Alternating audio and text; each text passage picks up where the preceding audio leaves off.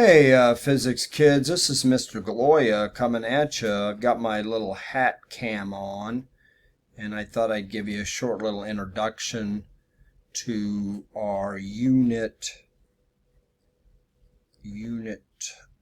what is it here? Unit 13. Unit 13. I had to kind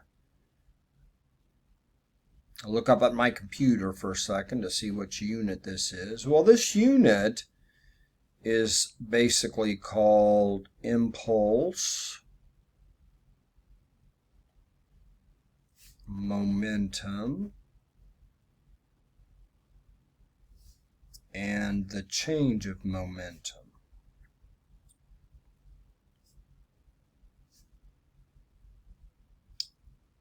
And so, let me just give you a quick little rundown. I'm going to try to keep my head pretty stationary here.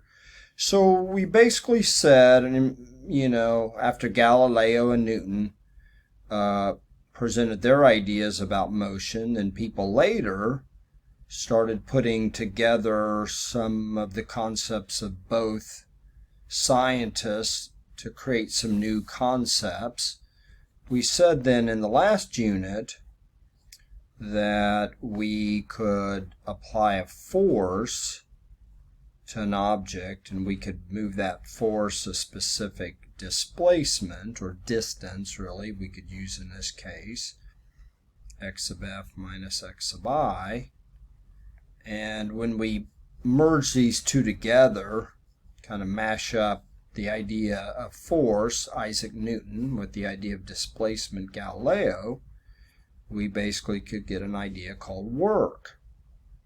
And so work then is kind of a product of a force times a displacement. We said then that work could give the object then different types of energy. We could say it could be horizontal work and give that object kinetic energy, or maybe we have vertical work and we could talk about a GPE. And we did some sort of activity with the half pipe and the skateboard person, and that was kind of fun, I thought. And so we could look at the types of energy that the skateboard dude had on the half pipe. Well, there's kind of an associated idea here, really, kind of with this. It's real similar, but now we take our force. Again, that's a Newton idea, force, right? And instead of having this displacement, we basically move this object with this force through time. Again, that'd be kind of a Galileo idea, right? So maybe instead of moving the force, the box 5 meters, which would be a displacement idea, maybe we do it in seconds. And so, or a time unit. So maybe, for example, we have a force that's 100 newtons, and our time then is 5 seconds. So we basically project this force on this object for that amount of time. Well, it turns out that when we multiply then the force times the time, we get this new idea. In this case, it'd be 500.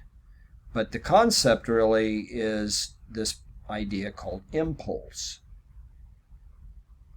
So impulse is the product of force and time. Do you see it's still kind of a mashup of Galileo and Newton, right? So it's kind of similar to this stuff, but just we're changing the displacement idea with a time idea.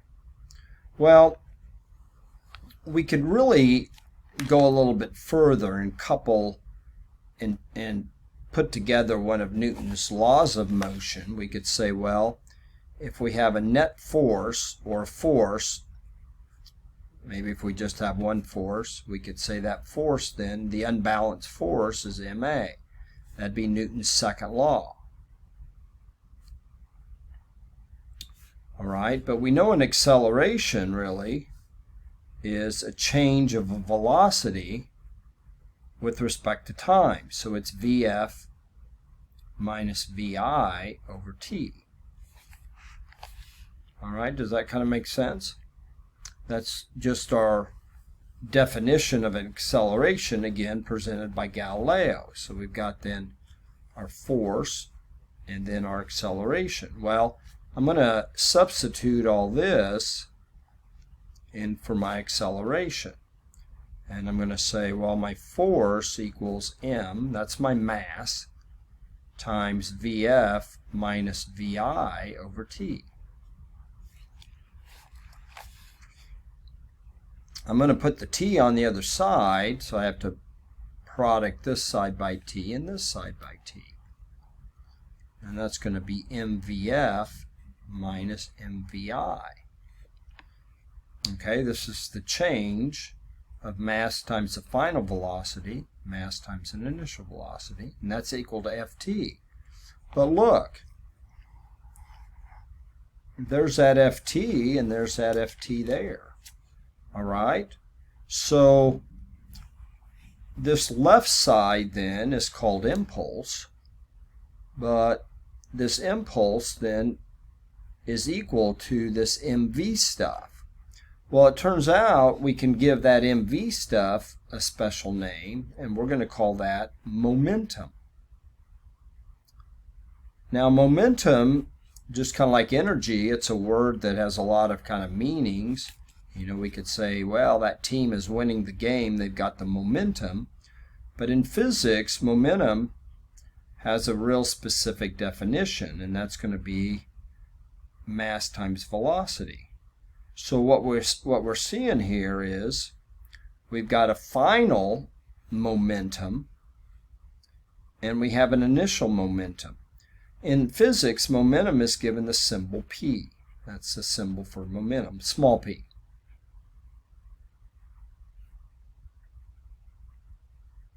That's kind of the symbol for momentum. So what we've got here is we've got a final momentum minus an initial momentum. That's the change. Sometimes you'll see this as the change in momentum. Remember that delta symbol just means final minus an initial. Or if you don't want to use that symbol, that's fine. You can just keep this symbol.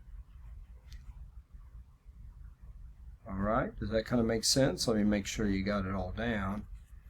So I'm kind of done with this page, so let me just back off with my camera.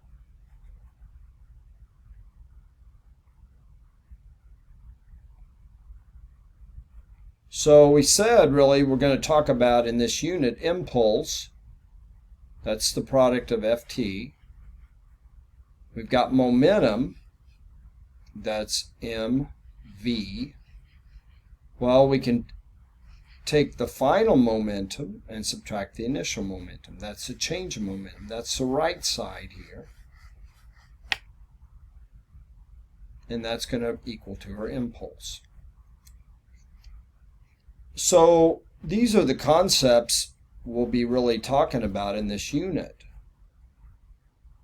And again, it's kind of a mashup of Galileo and Newton. We're putting them together to form some new ideas. Now, for this unit, there'll be, I think, a website for you to take notes on and work some problems. I'll have some assignments, probably a few other sorts of things to do also. Okay? Well, I hope that's a good introduction for you. We'll talk to you later, physics kids. Bye.